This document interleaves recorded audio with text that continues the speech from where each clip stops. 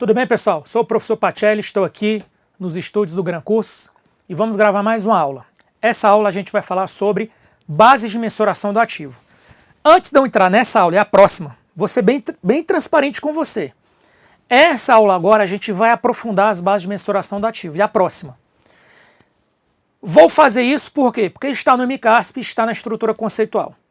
Sendo realista, o aluno está assim, professor, estou sem tempo, estou perdido, tem muita matéria. Com o que eu já vi até agora, eu já consigo desenrolar na prova? Olha o que eu vou te falar agora que isso é importante. Com o que você viu até agora, nesses dois vídeos anteriores, que foi o vídeo que deu a visão geral sobre as bases do ativo e do passivo, e que você já tem uma noção do que é entrada, do que é saída, do que é específico, do que é não específico, do que é observável, do que é não observável, eu, na minha imaginação, na minha percepção, eu entendo que você já bate aí 90%. Isso aqui é para os 10% que está faltando, beleza? Mas vai que cai um negócio mais profundo. Aí você tem esse vídeo. Mas esse vídeo eu não recomendo para aluno que, tipo assim, olha, eu estou saturado com muitas informações de outras matérias e eu tenho que cortar. Então você corta essa parte. Você vai reparar que essa frase que eu falei agora, nesse vídeo, e que eu vou repetir no próximo, eu não falei em nenhum outro vídeo até agora. Entendeu? Por quê? Porque eu prezo pelo conteúdo. Mas agora eu faço questão de fazer esse alerta. Então vamos lá. Mas vamos seguir a aula. Não vai embora não, já que você está aí. A não ser que você se enquadre na situação anterior. Avaliação patrimonial, base de mensuração dos ativos. Então, repetindo, base de mensuração dos ativos. Você tem aqui valor de entrada, valor de saída. Específicos são todas, menos o valor de mercado. Objetivos são todas, menos o valor em uso. Então, vamos marcar só o que está diferente. Diferente. Diferente. Então, a regra geral é ser específico, preste atenção, ser específico e ser observável. Essa é a regra geral. Quem é não específico? Valor de mercado. Quem é não observável? Valor de uso. Grava isso aí. Isso aí já pode resolver a sua vida. Tá bom? Agora vamos para o que interessa um a um. O que é que vai fazer agora? Agora realmente vai ficar algo um tanto mais tenso. Porque vai ser a leitura da parte da estrutura conceitual e no final vai ter uns exemplozinhos aí. Mas agora vai vir tensão. Então vamos lá. O custo histórico de um ativo é a importância fornecida para se adquirir ou desenvolver um ativo, o qual corresponde ao caixa, o equivalente caixa, ou o valor de outra importância, ou seja, é o valor que você adquiriu ou desenvolveu. O valor de histórico é o custo histórico é o valor de entrada, isso a gente já sabia, é específico, isso a gente já sabia. No modelo do custo histórico, os ativos devem ser reconhecidos pelo custo incorrido na sua aquisição, isso aqui a gente já sabia. Subsequentemente ao reconhecimento inicial, esse custo pode ser alocado como despesa. No MCASP, deve ser reconhecido como VPD, isso é importante. Porque se você ler a estrutura conceitual, que é a resolução do Conselho Federal de Contabilidade, você não vai ver o termo VPD, variação patrimonial diminutiva. Você vai ver o termo despesa. E aí alguém que não tem know-how do negócio, está vendo a matéria pela primeira vez, pode achar que essa despesa que está na estrutura conceitual, o termo despesa, a palavra despesa, seja a mesma despesa orçamentária e extra-orçamentária. E aí vai dar ruim. Então essa despesa que está na estrutura conceitual equivale ao conceito de variação patrimonial diminutiva. Por isso que eu coloquei aqui. Então, esse parênteses aqui, ele não está na norma, tá? Foi o que o Pacelli incluiu. Do exercício na forma de depreciação e amortização para determinados ativos, à medida que o potencial de serviço ou capacidade de gerar benefícios econômicos são consumidos durante sua vida útil. Após o reconhecimento inicial, a mensuração do ativo não é alterado para refletir as mudanças nos preços ou aumentos no valor do ativo. Isso é importante. Então, custo histórico uma vez, custo histórico para sempre, a não ser que você mude a base. Importante que ele disse aqui, depois que você adquire um ativo pelo custo histórico, pode ser que você tenha que registrar VPDs, ou em função do consumo, ou em função de depreciação, amortização ou teste de impairment. Custo histórico e o custo de serviço. Normalmente, o custo histórico fornece um elo direto com as transações de fato que foram realizadas pela entidade. Como os custos utilizados são aqueles trazidos de exercícios anteriores sem ajustes, eles não refletem os custos ativos quando consumidos. Na medida que o custo histórico de serviço é evidenciado utilizando os preços passados, a informação do custo histórico não irá facilitar a avaliação do custo na prestação dos serviços futuros. É mais ou menos assim, ó. Você comprou essa escola, exemplo. Você comprou essa escola por quanto?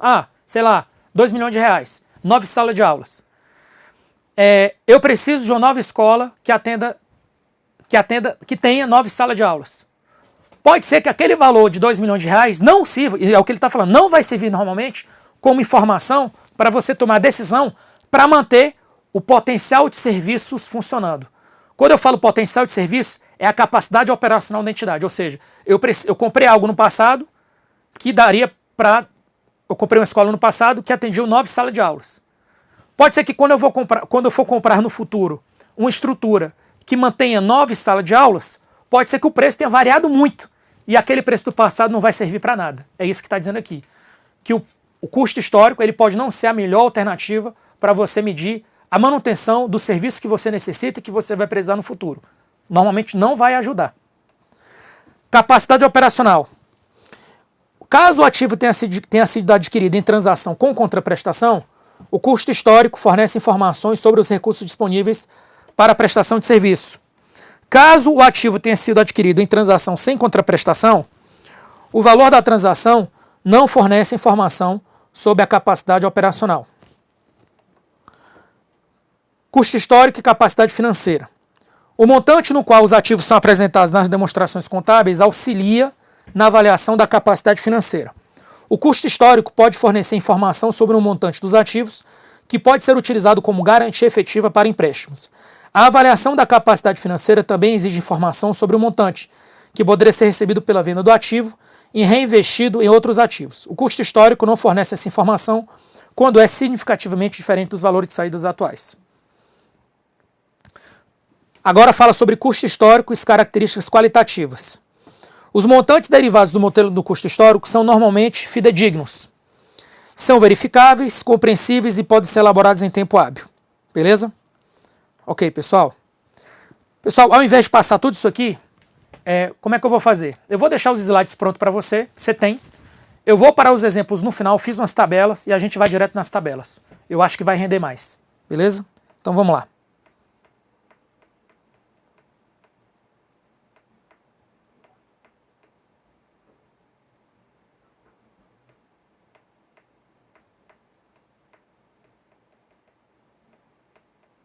Vamos lá, estamos chegando.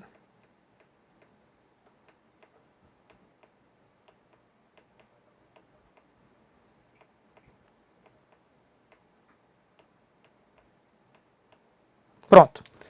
É aqui que a gente vai focar. Preste atenção.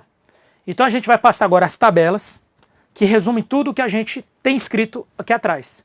Então, ao invés de ficar lendo os slides, que não é muito meu estilo, até agora a gente não fez isso, e não é agora que eu vou fazer, por isso que eu dei uma repaginada aqui, a gente vai passar as tabelas e no final eu trouxe alguns exemplos que vão ser interessantes e a gente firma o conhecimento e a gente toca a ficha. Então vamos lá. Custo histórico, a gente já sabe que é o valor de entrada. A gente já sabe que é observável, porque o único que não é observável, preste atenção, o único que não é observável no ativo é o valor de uso. Todos os outros são observáveis. É específico, porque a única base de mensuração que não é específica é o valor de mercado. Custo do serviço. Fornece um elo direto com as transações que foram realizadas pela entidade. Eles não refletem o custo dos ativos quando consumidos. Beleza. Capacidade operacional. Se for um ativo adquirido com contraprestação, é apropriada. Se for um ativo adquirido sem contraprestação, desapropriada. Capacidade financeira é desapropriada. Informações qualitativas. Ela é relevante? Depende do tipo do ativo. Representação fidedigna atende. Verificabilidade atende. Compreensibilidade atende. Tempestividade atende. Comparabilidade pode ser prejudicada quando os montantes do ativo forem adquiridos em épocas distintas e os preços variarem significativamente. Pronto. Matamos essa. Valor de mercado. Entrada e saída.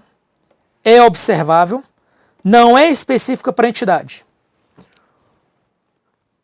É desnecessário adiar o reconhecimento das mudanças no valor até que o ganho seja realizado no ato da venda. Capacidade operacional. Se o valor de mercado baseado em valores de saída for significativamente menor do que o valor histórico, o valor de mercado é provavelmente menos relevante que o custo histórico para obter informação sobre a capacidade operacional. Então preste atenção, isso aqui é interessante. Se o valor de mercado for significativamente menor do que o custo histórico, então, por exemplo, você chega lá, quer comprar algo, e aí o custo histórico de algo, de um carro, era, exemplo, 20 mil. E aí você chega, o valor de mercado é 10 mil agora. Tem alguma coisa estranha. Entendeu? É difícil de acontecer, mas pode ser que aconteça. Se isso acontecer, o que é que ele está falando? O valor de mercado é menos relevante que o custo histórico para fornecer informação sobre a capacidade operacional. Porque pode ser o seguinte, pode ser que seja uma tendência momentânea do mercado e pode ser que aquele preço depois suba de novo. Então é isso que ele está querendo dizer aqui. Informações qualitativas. Atende todas. Quando o mercado é aberto, ativo e organizado. Custo de reposição. É um valor de entrada, é observável e é específico. Custo de serviço. A entidade é capaz de restaurar a sua posição para aquela imediatamente anterior ao consumo do ativo pelo desembolso igual ao custo de reposição. É apropriado. Capacidade financeira. Não é apropriada. Informações qualitativas. Relevante apenas para o custo de serviço e para a capacidade operacional. Para a capacidade financeira não é. Representação fidedigna reduzida. Verificabilidade pode ser afetada. Compreensibilidade pode ser afetada. Tempestividade pode ser afetada. Comparabilidade. É comparável dentro da entidade quando os ativos que fornecem potencial de serviço equivalentes são informados em montantes semelhantes, independente de quando tiverem sido adquiridos. Preço líquido de venda. Preço líquido de venda, o que é que a gente já sabe? É um valor de saída, é específico e é observável. Aqui, ó. Não é apropriado quantificar o custo. Não é apropriado quantificar o custo da prestação de serviço por esse método. Porque você está preocupado em vender e não verificar se o serviço vai ser mantido. Logo, também não atende à capacidade operacional. Capacidade financeira. Tal informação é fornecida pela utilização do preço líquido de venda, porque ele consegue verificar a capacidade financeira. Entretanto, essa mensuração não é relevante para os ativos que podem gerar potencial de serviço mais significativo ao continuar sendo utilizados. Ou seja, o que ele está falando é o seguinte, se tiver um ativo que o valor de uso dele seja maior do que o preço líquido de venda, não vai ser interessante usar o preço líquido de venda, porque é melhor você permanecer com esse ativo, porque ele vai te gerar mais resultados trazidos a valor presente do que você for vender. Então é mais ou menos assim, ó, eu vou vender por 10 mil, mas o valor de uso que esse ativo traz é 15. Então por que você vai vender por 10 algo que vai te dar um retorno de 15? É melhor você continuar com ele. Beleza?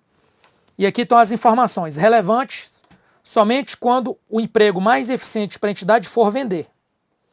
Representação fidedigna, se for relevante, verificabilidade, compreensibilidade pode ser afetada, tempestividade só se for relevante, comparabilidade não cumpre a comparabilidade.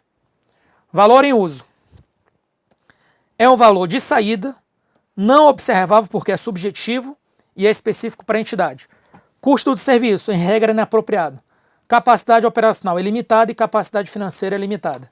Então você vai ver que a relevância é limitada, representação fidedigna reduzida, verificabilidade reduzida, compreensibilidade reduzida, tempestividade reduzida e comparabilidade reduzida. Ou seja, não é um valor que você gosta, não é uma base que você vai usar normalmente. Você só vai usar se você chegar à conclusão, de forma subjetiva, que é melhor você ficar com aquele bem do que vender. E a dica final, preste atenção.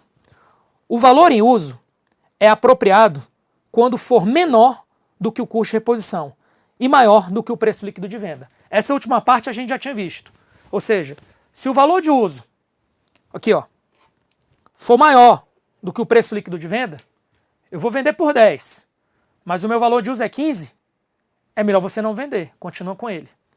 Só que ele está falando que o valor de uso ele tem que ser menor do que o custo de reposição, que é o custo que eu vou repor o ativo. Então você tem uma faixa aí, que limita. Você tem um valor de reposição e tem um preço líquido de venda. Preço líquido de venda é quanto estão querendo te pagar. Valor de reposição é quanto você quer substituir. O seu valor de uso ele tem que estar entre esses dois aqui, ó. Se o seu valor de uso estiver fora desses dois, certo? É porque talvez ele não esteja sendo feito corretamente. Então o valor de uso ele só vai ser interessante quando ele estiver nessa faixa. Eu vendo por tanto, eu vendo por 10 mil, mas eu consigo gerar resultado de 15. Mas, se eu for trocar, eu pago 20. Então é melhor você continuar com esse cara aqui, porque ele já está com você. Porque para você trocar esse cara aqui por esse, você vai ter que pagar 20. E você só consegue vender por 10. E ele te dá um retorno de 15. Então fica com ele aqui. Fica com a impressora. Beleza? Fica com aquela escola. Beleza? Preço líquido de venda tem que ser menor do que o valor de uso, que tem que ser o menor de custo de reposição. Então é mais ou menos assim, ó. Preço líquido de venda, custo de reposição. O valor de uso tem que estar por aqui.